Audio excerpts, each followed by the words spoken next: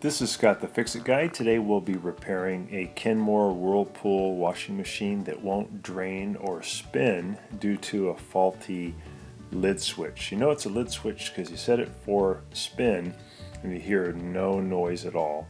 So first we've got to make sure we unplug it for safety's sake.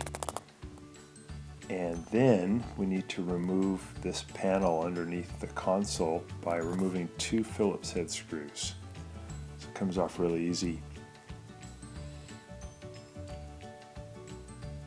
So now we just pull that panel out of the way, and there's 2 fasteners here in the back, one to the left, one to the right. We're going to use a 5/8 socket, and I have it attached to this little ratchet. We just reach back there. You have to kind of do it by feel because you can't see, and you remove those 2 fasteners, and then the whole top panel will come off. This is the connector. This is the old lid switch that we removed. It wasn't working. Turns out it was pretty burned up. Usually these 2 cases kind of fall apart, and you can fix them by just using a zip tie to hold them together. But in this case, it's so burned up we have to replace it. So we're going to use this new lid switch. Here's the part number, so you can order it. Here's the old lid switch, which is all burned up. Here's the new one. The new one's actually for a different model. It's a little bit too long, so we're just going to cut the wires from the new one and splice it into the electrical connector from the old one. Pretty easy. So we just cut these 2 gray wires. We'll strip back the insulation.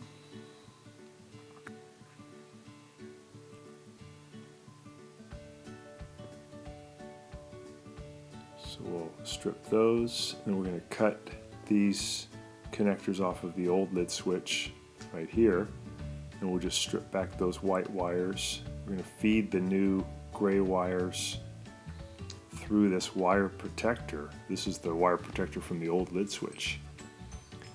And then we'll strip back these white wires, and then we're going to use some blue wire connectors. We'll use our blue crimping tool to get those crimped and really secure. Here's the new connectors. Here's our new switch. It's all done.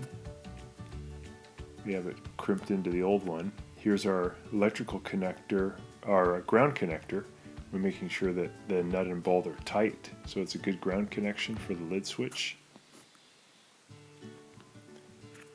And we feed it through here, and then we're going to get our lid switch into position,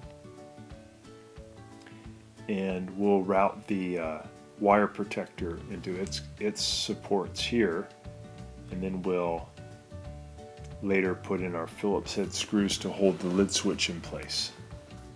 So we got it upside down. It's a little bit hard to get to the screws at this point. We're hooking the modular connector back together for the lid switch.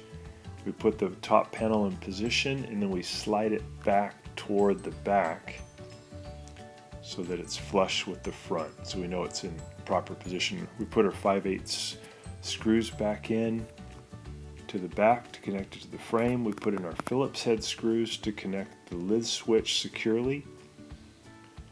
Once we have those out, we can test it to make sure it's working. Here's the old lid switch. Again, it was burned up. Not sure what happened, some kind of short circuit, but it was not one that you could save. So make sure our connector's tight for our top panel. We'll give it a test, and it works great. Spinning again is normal, and that's all it takes. Thanks so much for watching, and please subscribe to our channel when you get a chance. Thanks a lot. Bye-bye.